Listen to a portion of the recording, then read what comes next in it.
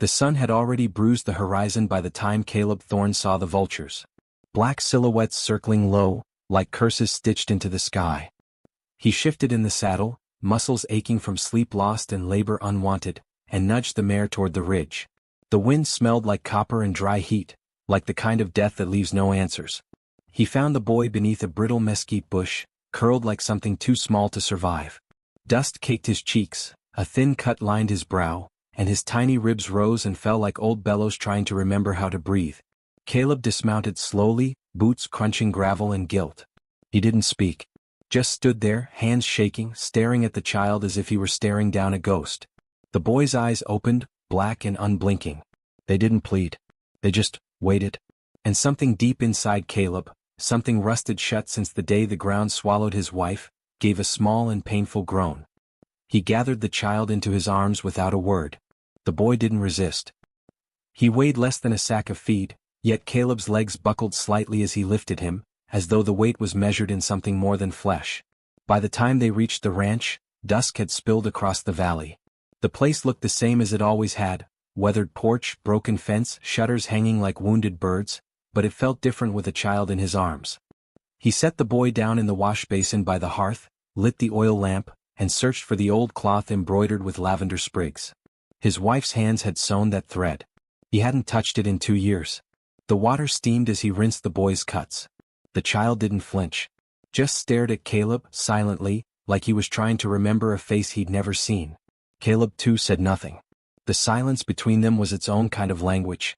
He dressed the wound with a strip torn from his undershirt, wrapped a quilt around the boy's shoulders and stoked the fire. Outside, the coyotes howled. Inside, the boy sat motionless, a child shaped like a question mark, curled into the shadow of a man who didn't yet know what he was answering.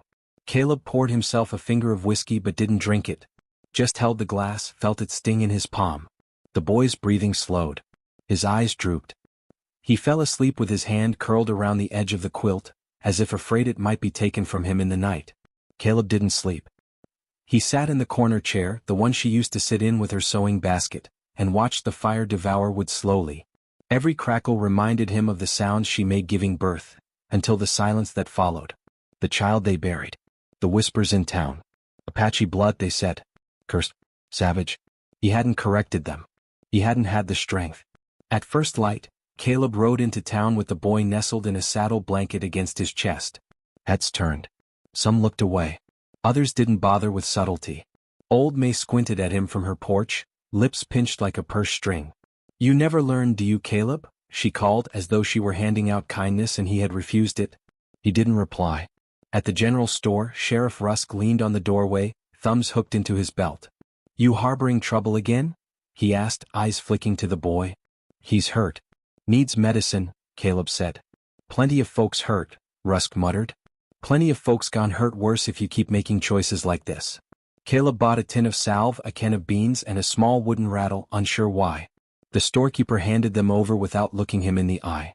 Just take it, the man said. And keep that boy out of sight. On the ride home, the boy pressed his face into Caleb's chest. The wind kicked up dust devils along the trail, like spirits twisting in pain. That night the boy woke screaming. The sound didn't come from his throat, it came from somewhere deeper, a place beneath language. Caleb rushed to his side, heart thudding. The boy clutched his chest, crying out in a language Caleb had only ever heard whispered into his wife's hair. He didn't understand the words, but he understood the hurt. He sat beside him, stroking his back. The child cried himself back into silence. 3 days passed. The boy never spoke. He followed Caleb through chores like a shadow. Ate what he was given. Slept curled up on the far side of the hearth. Caleb had started talking aloud again to no one in particular, muttering about weather and fences and sour bread. The house didn't echo so much when he did. Then just after dawn, a knock. Not the urgent kind. The quiet, deliberate kind that meant the knocker already knew who they were coming for. Caleb opened the door and felt time slow.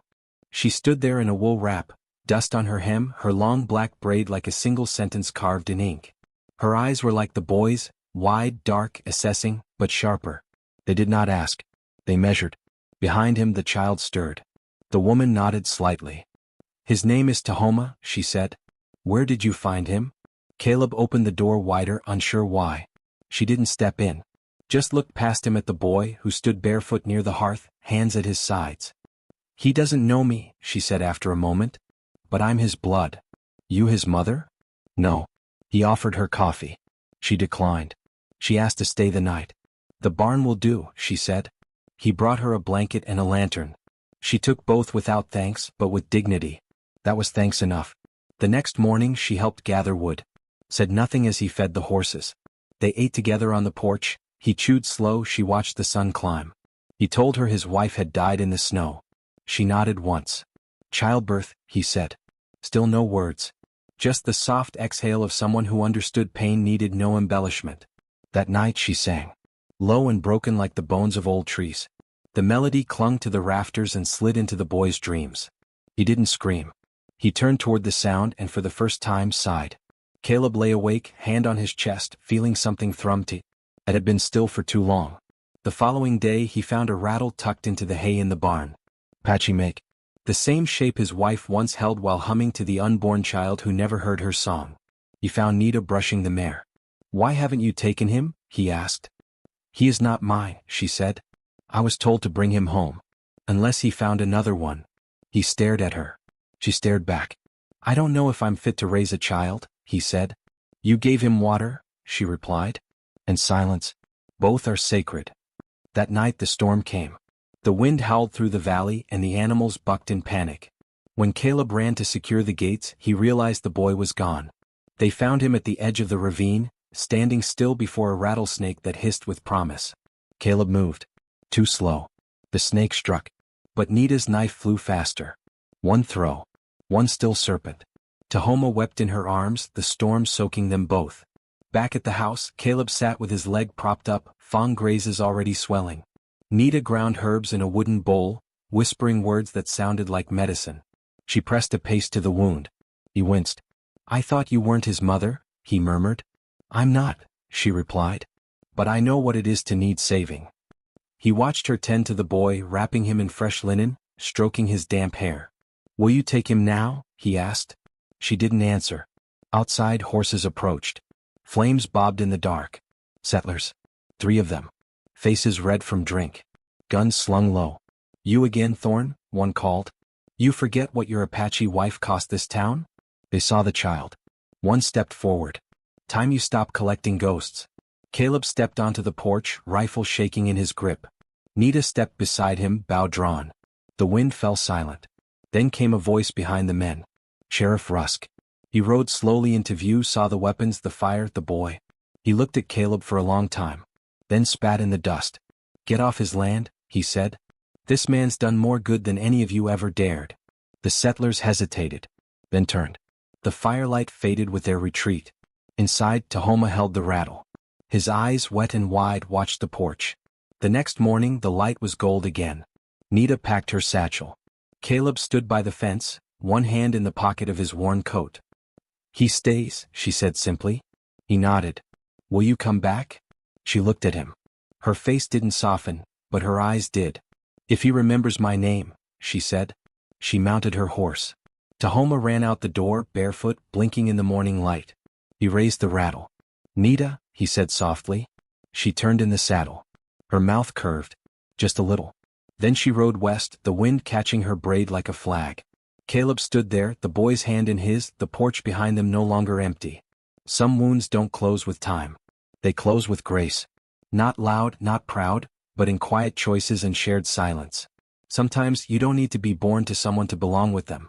And sometimes the home you thought you lost finds you again when you least expect it.